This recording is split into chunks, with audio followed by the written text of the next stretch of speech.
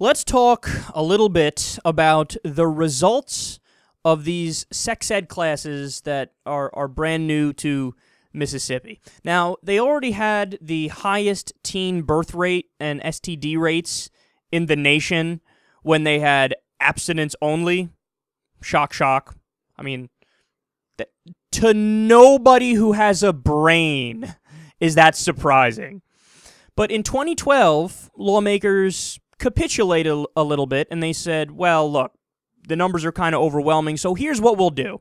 We're not going to get rid of abstinence education, but we will move a teeny bit towards the civilized world, and we will give the different areas in Mississippi a choice, and the different school districts a choice. You can either teach abstinence only or something that's called abstinence-plus.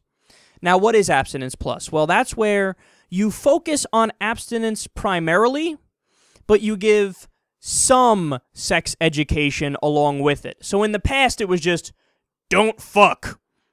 And that was the extent of the sex education. Now it would be, and they could opt into it or out of it. So they could still do the don't fuck class, or they could do the don't fuck. But also, if you do, here are a couple little facts about what you need to know. So, at least 71 of the state's 151 school districts have opted to teach the abstinence plus and move slightly in the better direction. So that's a victory, right? That's got to be an overall victory. It's better than just abstinence only. Well, the LA Times reports, quote, in some classrooms, condoms are discussed only to highlight their failure rate, and the law requires that teachers remind their students that sexual activity between gays and lesbians is still technically illegal in the state, since lawmakers have left Mississippi's anti-sodomy statute on the books. Think about how outrageous that is.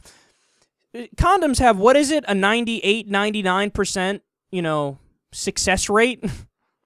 And they highlight, okay, let's talk about condoms, kids. They don't work. Okay, you might as well just not talk about them at all. In that case, regular abstinence is better than teaching the abstinence plus, because the plus is actually a minus, because you're lying about the efficacy of condoms. The fuck is wrong with you? But then the other thing is even crazier. You actually have teachers telling students in some places in Mississippi, in some school districts, just to let you know, guys, you can't have sex with the same gender because it's against the law. Holy shit, are you setting up a system where gay people are going to feel horrible about themselves? They're going to feel like they're doing something wrong, like they're sinning, like they're bad people, like they should be ostracized from society, probably a higher depression rate and suicide rate among them because of that. Because you're teaching them that you're evil. You can't, whatever you want to do is illegal, you can't do it, sorry. And furthermore, that's not even true. It was in 2003, the Supreme Court ruled in Lawrence versus Texas that all sodomy laws are illegal and unconstitutional. So all the sodomy laws on the books in all the red states were struck down. But they're still telling the kids, no, it's illegal to have gay sex. Oh my God, this is in schools. Schools, it's supposed to be education. You're supposed to be teaching these kids something. Instead, this is pure propaganda. It's totally wrong, and it's going to add to the problems of Mississippi, which are already through the roof. But we haven't even gotten to my favorite part yet. You know what they teach girls? This is amazing. They pass around peppermint patties, and then after all the students touch them with their grimy-ass, nasty hands, and the peppermint patties are all dirty, they tell the girls that if they have sex, that they're useless as dirty chocolate. They're like, oh, you don't want to eat the peppermint patty, right? Oh, why? Because everybody had their grimy-ass hands on it? Oh, okay. Well, girls, take a lesson here. If you have sex, you are like old, dirty chocolate. Nobody wants it anymore. Sorry, sweetheart. Whoo! Where do we begin with this one? I mean, that's not even true. That's not even close to true. First of all, just to compare a human being to dirty chocolate. No.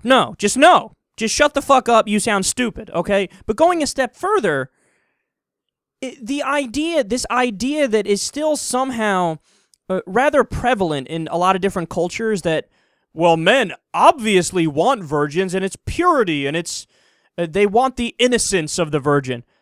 That could not be less true. You know, and this is just my opinion, and this is anecdotal, and it's going based off of what I believe and what a lot of my friends believe. But we would much rather have sex with somebody who has had sex before. I mean, the whole process, having, I've had sex with virgins before. When I lost my virginity, my girlfriend at the time, she was a virgin also. And it's just weird and awkward, and we don't know what the fuck we're doing, and it's not sexy at all, and sometimes there's blood involved, and the look on the face is like, what's happening right now? If somebody's had sex before, they know what they're doing. They've been there, they've done that, they can actually enjoy it because it's something, it's like the first time, I know it's a silly comparison, but it's a comparison nonetheless that holds true. It's like the first time you play a sport, you know? Golf is the best example because somebody who's, the first time they play golf, they suck at it. And the look on their face is like, what's happening? Why am I not able to do this? This is the hardest thing I've ever done in my life. It's the same thing with having sex. The first time somebody has sex when they're a virgin, it's like, it's just weird, man. Guys don't want the innocence of a virgin and the purity of a virgin. We want somebody who's not had sex with the entire world, but somebody who's not, a virgin. In the middle somewhere is nice. They're experienced, but they had chosen their partners wisely in the past. So it's just a silly idea. And also, by the way, it goes directly against human nature. To try to preach to human beings that fucking is wrong and you should hold off as long as possible. Just the irony. It's that old quote. I forgot who said it. I wish I could attribute it. But it's the idea that, well, sex is terrible and disgusting and immoral and gross, and you should totally save it for the person that you love.